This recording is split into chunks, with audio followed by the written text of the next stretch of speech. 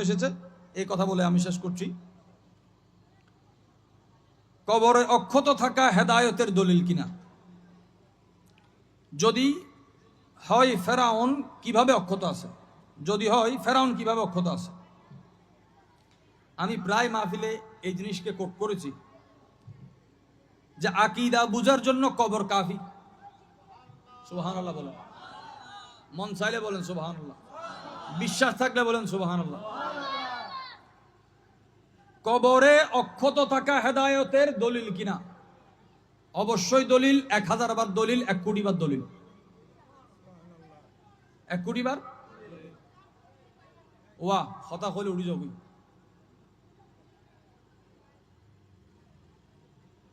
কবরে সালামত থাকা জায়েজ কিনা আগে দেখতে হবে। এখানে দুইটা বিষয়। কবরে যদি কারো লাশ পচে অক্ষত না থাকে, এটা তার কুফরির দলিল নয়। কারো লাশ যদি পচে মাটিয়ে খায়, কুফরির, 1 নাম্বার কথা মনে রাখেন, কুফরির দলিল নয়। কিন্তু কারো লাশ অক্ষত থাকলে, কাফন বেদাগ থাকলে, এটা তার ইমানের দলিল, ইমানের দলিল। প্রথম পর্যায়ে আল্লাহ পাক জমিনের উপর হারাম করেছেন নবীদের শরীরকে।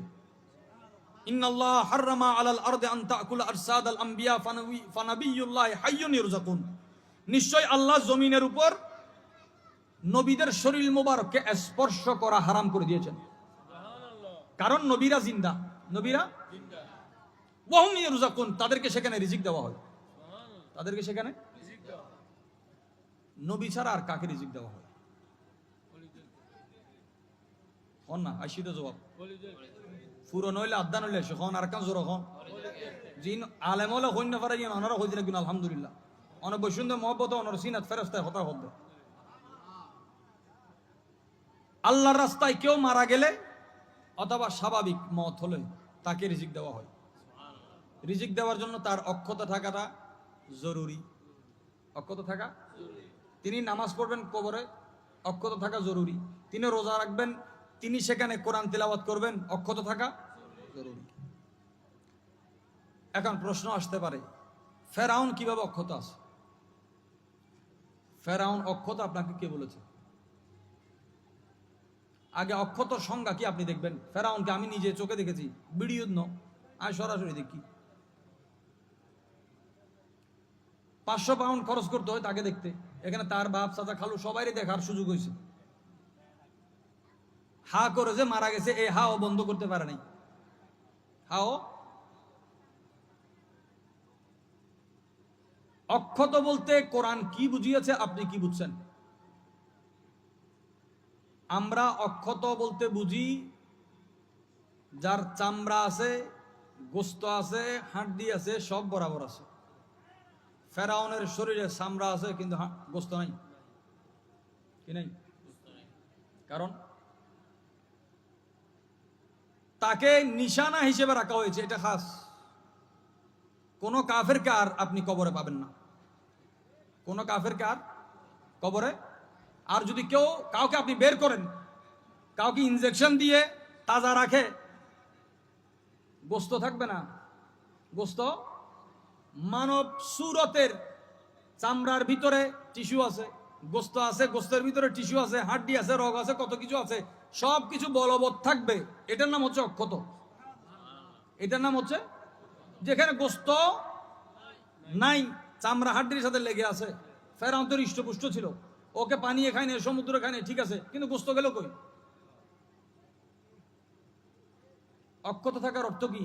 তার চেহারার নূর যে কলিমার সাথে গিয়েছে, কবর থেকে উঠানোর পরে বরাবর সেই নূর অক্ষত থাকবে।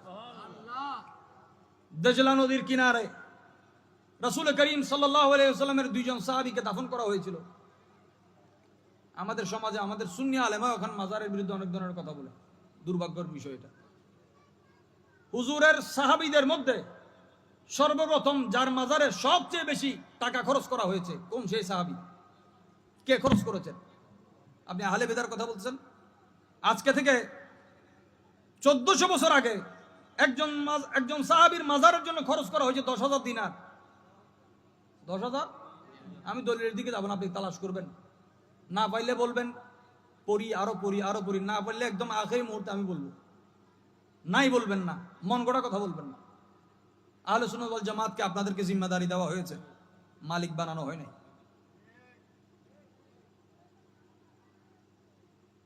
চামড়া বরাবর গোস্ত,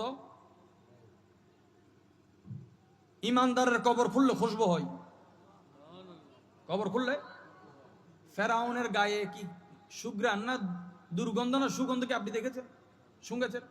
তাকে গ্লাসে রাখা হয়েছে, তার চেহারা দেখলে মানুষ তো মানুষ বলবে না, কঙ্কাল আর মানুষ কি এক? মানুষ তাকে দেখে ভয় পাবে, মানুষ মানুষকে দেখে কেন ভয় পাবে? তাকে যে সুরতে এখন দেখা যাচ্ছে, অবিকল কি সে একই সুরতে ছিল? কোরআন তাকে বলছে যে তার অক্ষত অবয়ব থাকবে, এখান থেকে তাকে বের করা হচ্ছে। আমার দুর্ভাগ্য, তার লাশ গবেষণা করে খ্রিস্টানদের ইমান নসিব হয়, মুসলমান কেন বরবাদ হয়ে যাচ্ছে? কবরে অক্ষত থাকা ইমানের দলিল, হেদায়তের। কবর থেকে খুশবু বের হবে। হুজুরের দুই সাহাবীকে খলিফাকে স্বপ্নে দেখানো হলো, বলে দজলার পানি ঢুকতেছে আমার মাজারে। অধিকাংশ বুজুর্গদের মাজার সংস্কার হয় পানির কারণে, এটাও সুন্নতে সাহাবা, সুবহানাল্লাহ, এটাও সুন্নতে। পরবর্তীতে বলে ওনার এক দুইজন সাহাবীর মাজার যে হাত দিবে, কে হাত দিবে? নেক থেকে নেক সিরত মানুষকে বাছাই করে এনেছে, বলি বলি বলি বড় বড় কুতুব আবদালদেরকে আনা হয়েছে খেদমত করার জন্য। শর্ত দেওয়া হয়েছে কেউ যাতে মুখ না দেখে, কারণ মাজার খনন করার সাথে সাথে কারণটা তারা দেখেছেন, কবরের রোশনিতে মানুষ বেহুশ হয়ে গেছে। কবরের রোশনিতে নূর এবং নার না চিনলে আপনি বিপদে পড়বেন। নার মানে আগুন, কবরে আগুন থাকলেও আলো থাকে, নূর থাকলেও আগুনের আলো আর নূরের আলো বরাবর। জাহান্নাম শুধু একটা জায়গায় যেখানে আগুন জ্বললেও আলো থাকবে না, কারণ জাহান্নামের আগুন কালো। 3000 বছর জ্বালানোর পরে এই আগুনকে কালো করা হয়েছে। কয় হাজার? ওই 3000 বছরের আগুন থেকে বাঁচতে রসুল পাকের সুন্নাহ, আহলুস সুন্নাহ যে বলা হয়, এই সুন্নাতে 3000 হাদিস আছে। সুবহানাল্লাহ। এই 3000 হাদিসের সদকায়, সুন্নাহর সদকায় আল্লাহ আমাদের সেই জগৎ থেকে হেফাজত করুক। যখন সাহেবে মাজারের কাছে আপনি যাচ্ছেন, আমার যদি ধ্যান ধারণাই না থাকে, একজন মানুষ গলে পচে গেলে তার কাছে আমি কি দোয়া করব? আহলে সুন্নাত ওয়াল জামাতের বলিয়ান নিজের কথাকে বলয়কে টিকাই রাখতে আপনি সুন্নি জামাতকে লজ্জিত করবেন না। ফেরাউনের লাশ অক্ষত আছে মানে কি নাই? হন না, গোস্ত নাই, বিকৃত অবয়ব বরাবর, হাত পা লাগানো আছে বরাবর, কিন্তু গলেছে, পচেছে। তাকে মাছ ভক্ষণ করে নাই, ঠিক আছে, কিন্তু গলানি বন্ধ হয় নাই, গলানি। এছাড়া কাফেরদের মধ্যে আপনি বড় বড় সাধকদেরকে আপনি নিয়ে নেন, তার কবর খুললে, বরং কবর খুলতে হবে না, তার মত তার চেহারা বলে দিবে, বয়ান করবে যে তার ঈমান কতটুকু আছে। আহলে সুন্নাত ওয়াল জামাত এমন জামাত যে আকীদা ধারণ করলে, বিশুদ্ধ আকীদা অনুযায়ী আমল করলে, আল্লাহ কবরে যাওয়ার পরেও তার কাফনকে সালামত রাখে।